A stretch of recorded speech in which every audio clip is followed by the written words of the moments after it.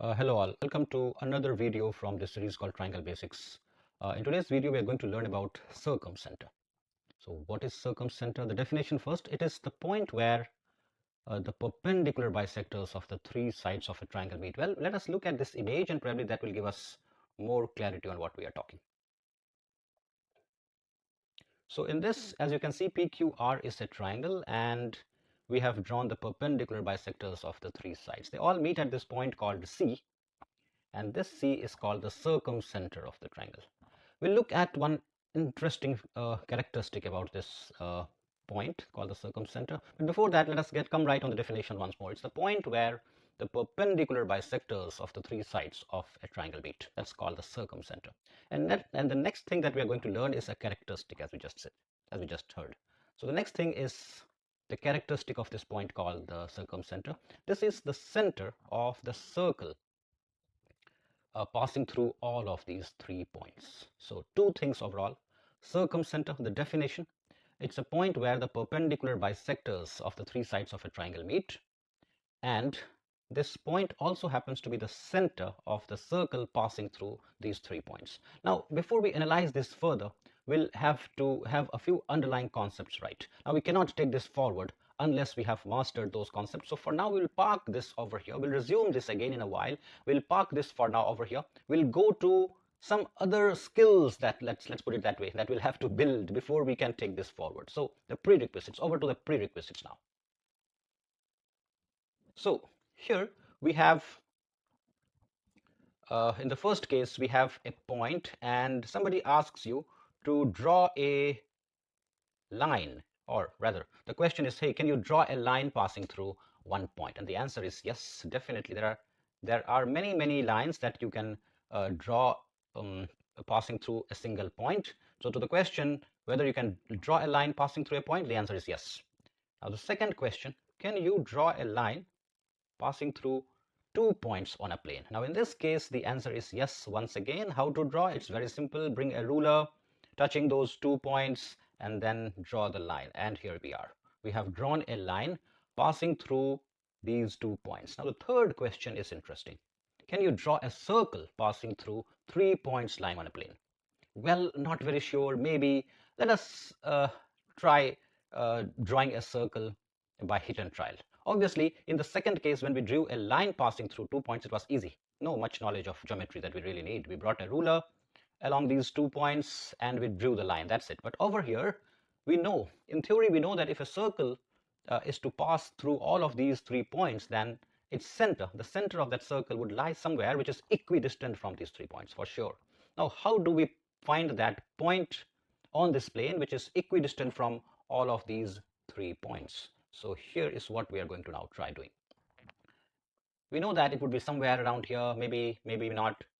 So let's try drawing a circle. Hey, as you can see, I was very close.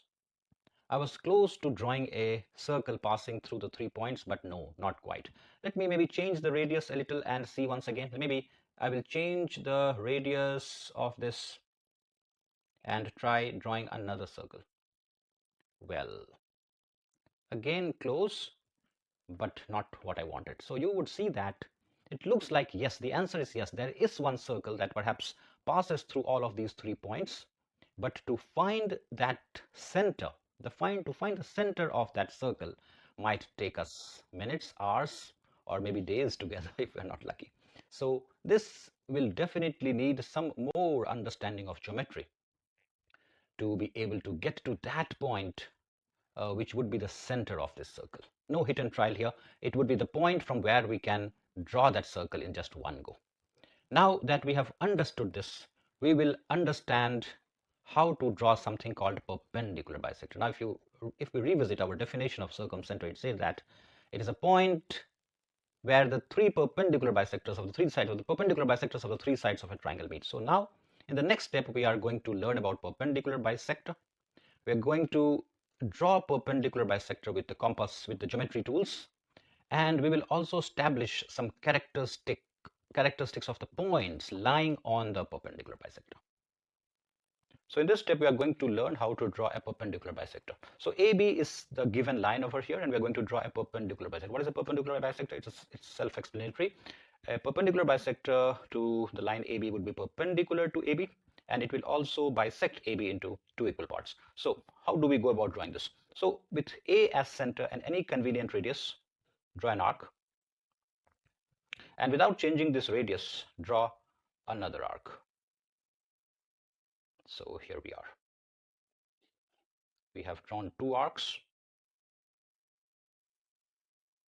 And now let's shift the center to the other point B.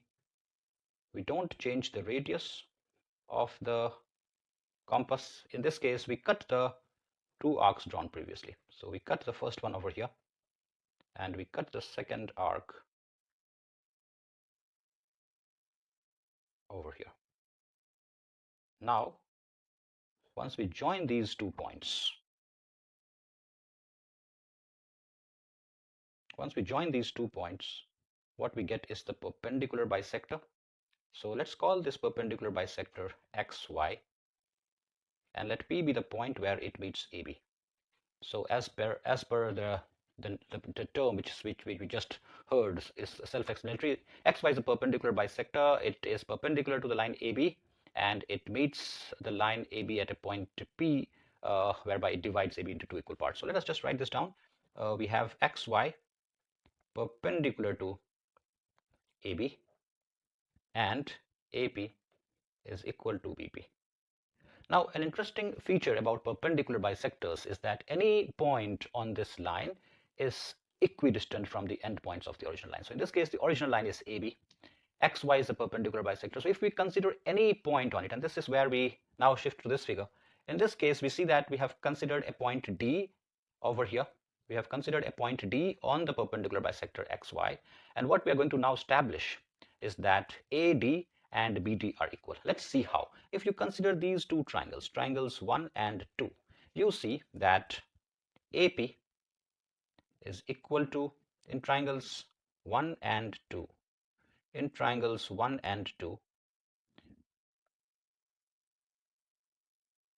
we see that AP is equal to BP. We just established that a perpendicular bisector bisects a line, divides a line into equal parts. So AP is equal to BP. And then we have angle APD is equal to angle BPD, because both are perpendicular and both are 90 degrees. Also, PD is common. So we see that by SAS congruence, triangle 1 is congruent to triangle 2, and that gets us an important conclusion. AD is equal to BD CPCT, corresponding parts of congruent triangles. What is interesting is that D was just one point that we took on this perpendicular bisector, but what it establishes here is that any point on the line XY, you could have taken E over here, you could have taken F, you could have taken G. So any point on this perpendicular bisector happens to be equal to is the distance of that point. The point that we are talking about, the distance of that point from the endpoints A and B will be equal. So in this case, AE will be equal to BE, AG would be equal to BG, and so on. So the conclusion, perpendicular bisector is a line that is perpendicular to the original line and it bisects the line. And an important characteristic or feature of the perpendicular bisector is that any point lying on the perpendicular bisector is equidistant from the two endpoints of the original line. So in an earlier part of this video, we paused at one place. The overall idea was to get acquainted with some of the prerequisites we said we would need to take things forward. So we have those prerequisites in place. One was about a perpendicular bisector. So we saw how a perpendicular bisector is drawn. Before we take things forward, we would just get about defining circumcenter one more time. This was where we had stopped. So a circumcenter is a point where the perpendicular bisectors of the three sides of a triangle meet. And we will now look at how the three perpendicular. So in this figure that we are going to now have a look at, we will see the three perpendicular bisectors of the triangle meeting at one point. So in the figure 1 that we see here, the perpendicular bisectors meet at a point C, and C is the circumcenter. We now go over to figure 2, where we have the result from the previous figure, figure 1, the circumcenter. We are leaving behind figure 1 because it has become very messy with all the arcs and the perpendicular bisectors, which we don't need anyway. We only look at the result now. We only need the result, which is the circumcenter, the point C.